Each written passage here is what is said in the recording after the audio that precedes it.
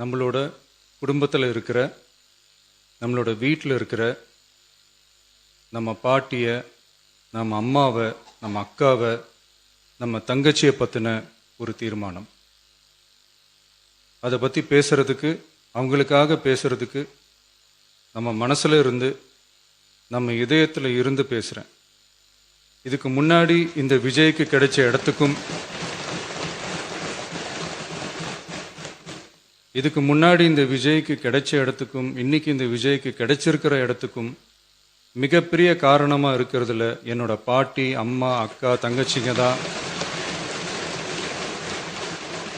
மிகப்பெரிய காரணம்ங்கிறத என்னால் மறுக்கவே முடியாது.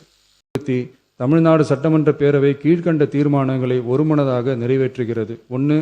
நாடாளுமன்ற மக்களவையின் மொத்த உறுப்பினர்களின் எண்ணிக்கையை 543 என்ற நிலையிலேயே நிரந்தரமாக்க வேண்டும். 2.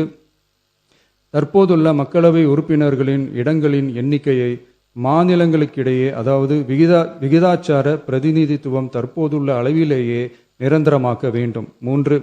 வரவிருக்கும் மக்களவை பொது தேர்தலிலும் அதன் பிறகு சட்டமன்ற பொது தேர்தல்களிலும் 1/3 தொகுதி ஒதுக்கீட்டு பலனை பெண்கள் பெறுவதை உறுதி செய்ய வேண்டும் என ஒன்றிய அரசை தமிழ்நாடு சட்டமன்ற பேரவை ஒருமனதாக வலியுறுத்துகிறது. தொகுதி மறுவரையறை மற்றும் மகளிர் இடஒதுக்கீடு அரசினர் தனி தீர்மானம். தமிழ்நாடு உள்ளிட்ட அனைத்து மாநிலங்கள் மற்றும் யூனியன் பிரதேசங்களில் மக்களவை சட்டப்பேரவை உறுப்பினர்களின் எண்ணிக்கையானது கடந்த 50 ஆண்டுகளாக 1971ஆம் ஆண்டினுடைய மக்கள் தொகை கணக்கெடுப்பு புள்ளி விவரங்களின்படி நிர்ணயிக்கப்பட்டு தேர்தல்கள் நடத்தப்பட்டு வருகிறது. ஏப்ரல் 2026 பாராளுமன்றத்தில் கடந்த 50 ஆண்டு கால தொகுதி மறுவரையறை தடையை நீக்கவும், 2011ஆம் ஆண்டு மக்கள் தொகை கணக்கெடுப்பு அடிப்படையில் தொகுதி மறுவரையறை செய்திடவும், மக்களவை உறுப்பினர்களின் எண்ணிக்கையை 550 850 அதிகரிக்கவும் கொண்டுவரப்பட்ட அரசியலமைப்பு சட்ட திருத்த மசோதா தோல்வியடைந்தது. இந்நிலையில் மீளவும் மேற்குறிப்பிட்ட அரசியலமைப்பு சட்ட திருத்த மசோதா கொண்டுவரப்பட உள்ளது என தெரிந்ததின் அடிப்படையில் 1971க்கு பிறகு உள்ள எந்த மக்கள் தொகை கணக்கெடுப்பை அடிப்படையாக கொண்டு தொகுதி மறுவரையறை செய்தாலும் மக்கள் தொகையை சிறப்பாக கட்டுப்படுத்திய தமிழ்நாடு உள்ளிட்ட தென் மாநிலங்களின் நாடாளுமன்ற பிரதிநிதித்துவம் நிரந்தரமாக பாதிக்கப்படும் என்பது நிதர்சனமான உண்மை. ஒன்றிய அரசு அளித்த உறுதியின்படி மக்கள் தொகை கட்டுப்பாட்டு திட்டங்களை சிறப்பாக செயல்படுத்தி நல்ல பொருளாதார வளர்ச்சி கண்டு நல்ல சுகாதாரம், மக்கள் நல திட்டங்களை மேற்கொண்டு வரும் எந்த ஒரு மாநிலமும் தொகுதி மறுவரையால் பாதிக்கப்படாமல் பார்த்து கொள்வது ஒன்றிய அரசின் தலையாய கடமையாகும்.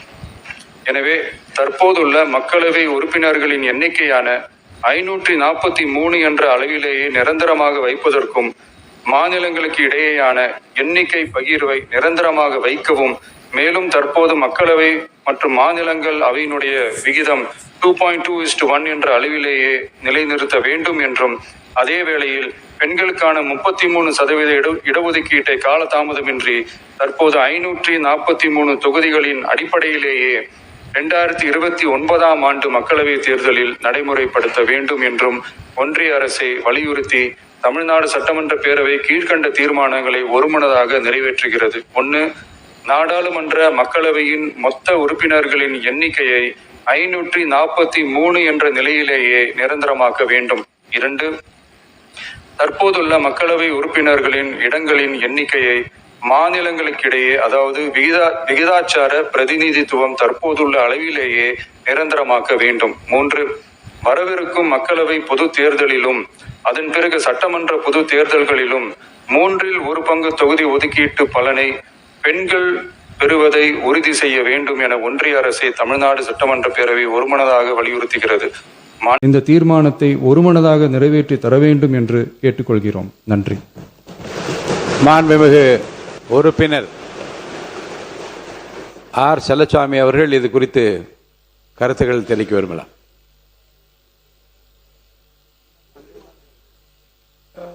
இதை குறித்து பேச போறீங்க? வேற ஏதாவது சொல்லுங்க. மாண்புமிகு பேரவைத் தலைவர்களே, உங்களுக்கு தெரிந்த செய்தி தான் இது. அரசின் சார்பாக 110 விதியின் கீழ் சில அறிவிப்புகளை செய்கிற பொழுது அந்த பகுதியிலிருந்து அது நன்றி சொல்வதாக பாராட்டுதான் விடுவார்கள். எப்பொழுதுமே நடைபெற்றுக் கொண்டிருப்பது. இது போன்ற தனி தீர்மானங்களை முதலமைச்சர் அல்லது சம்பந்தப்பட்ட அமைச்சர்கள் கொண்டு வருகிற பொழுது பிரதான எதிர்க்கட்சியை தான் முதலாக அது வாய்ப்பு கொடுக்கிற பழக்கம் தான் இது வரைக்கும் இருந்திருக்கிறது. அதை நினைவூட்டுகிறேன். ஏன்னா அவரை நீங்க அனுமதிங்க, அப்புறம் நீங்க எல்லாருமே பேசுறது அனுமதிங்க ப்ளீஸ். மரபு அதுதான் இது வரைக்கும் இருக்குது. இருங்க, அவர் தான் இருங்க, அவர் உங்களுக்கு தானே கொரட்டா, அவர் தானே, அவர் சொன்ன பிறகு நீங்கள் எதுக்கு சொல்கிறீங்க? அமைதியாக இருங்க. இல்லை, நீங்கள் சொன்னது புரிஞ்சுக்க முடியுது. சென்ற முறை இது போன்று அனுமதித்தேன். ஏன்னு சொன்னால் கட்சிகளுடைய எண்ணிக்கைக்கு ஏற்ப 1, 2 அப்படி கொண்டு தான் போட்டு வந்தோம். கட்சிகளுக்கு ஏற்ப கொடுத்துட்டு வந்தோம். இப்போ இதுதான் இல்லை, புரியுது. சரி, அவை முன்னவர் மாண்புமிகு பேரவைத் தலைவர் அவர்களே, மாண்புமிகு பேரவைத் தலைவர் விரும்புவது எல்லா கட்சியும் பேசி எதிர்க்கட்சியில் அதற்கான விளக்கத்தை சொல்கிற போது இன்னும் அது தெளிவாக இருக்கும் என்ற முறையிலே தான் அவர் அந்த சொல்லியிருக்கிறார். அதை தவிர வேறொன்றும் இல்லை.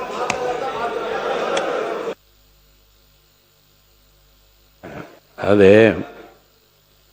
பேரவை விதி 98 தீர்மானம் ஒன்றை பேரவைத் தலைவர் பேரவைக்கு படித்து காட்டிய பின்னர் அவர் அழைக்கிற வரிசையில் உறுப்பினர்கள் அதன் மீது பேசலாம். அந்த அடிப்படையில் சில மாறுதல் நான் செய்கிறேன்.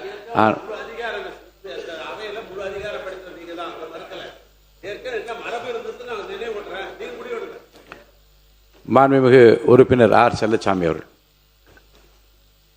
நிச்சயமாக அரசியலிலும் கோலோச்ச வேண்டும்.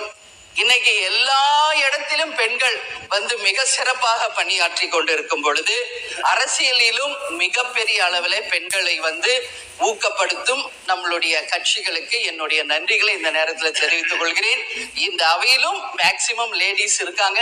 சோ அதை முதலமைச்சர் அவர்களுக்கு நிச்சயமாக இந்த நேரத்தில் பெண்கள் சார்பாக நான் நன்றி சொல்லும். இன்னும் இந்த விகிதாச்சாரம் அதிகமாக வேண்டும் என்பதையும் இந்த நேரத்தில் நான் கேட்டுக்கொள்கிறேன். அந்த வகை